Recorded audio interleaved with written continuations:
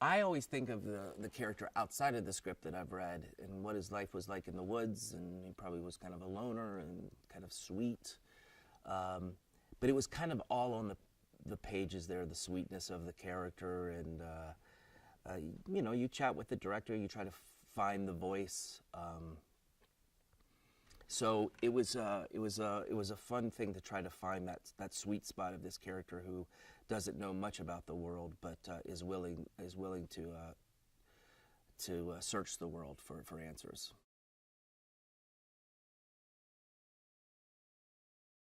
I think he knows himself, but he doesn't have a lot of social graces interacting with I guess humans. But I would imagine he was lonely, uh, but content, but just had some curiosity about what it was like outside of the woods. So I think he was curious and lonely at the same time. I would have stayed in the woods if I were him.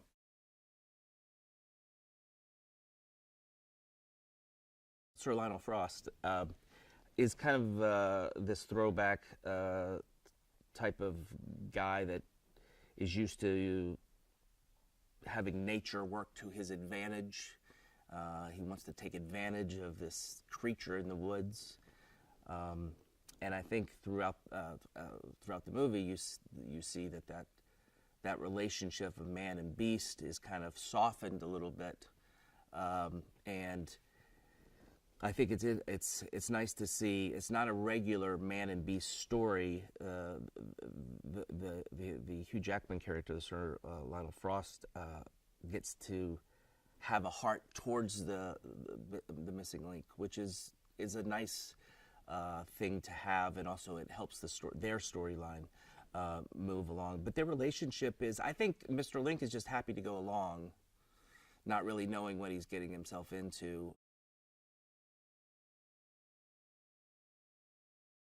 He's a gentleman, and he's got a bit of a soft side to him. I think I think the prize of finding him was his goal, and not really caring that much to know him. But he's forced to know this sweet 7 foot plus creature, and kind of gets to form a friendship with him that I guess he wasn't maybe expecting.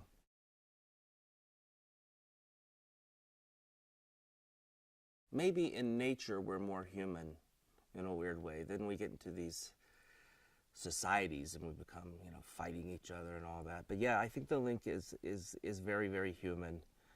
Um, and he's a sweet human.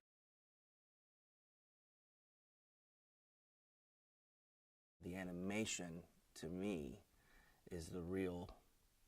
That's what I would like to know. I would love to sit there with the artist and go, how did you, like, so is there somebody standing in front of you to make the face that you're thinking about with the dialogue?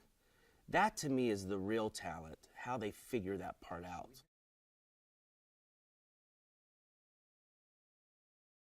It's worth seeing it for the art alone. You could turn me down, just watch it. It's really, if you know the painstaking work that takes, it really makes you appreciate it even more.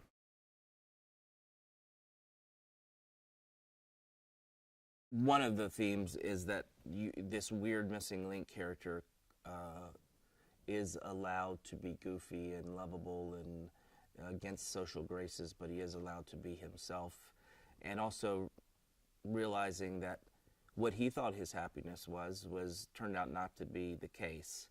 But there are a lot of themes in this movie. Friendship, um, seeing the world is a really big theme, to get out of your comfort zone and to open your eyes to other ways of how people live.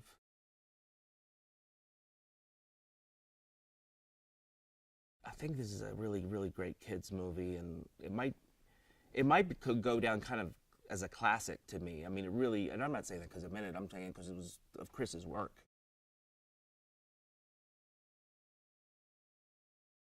You just want to get a rise out of people.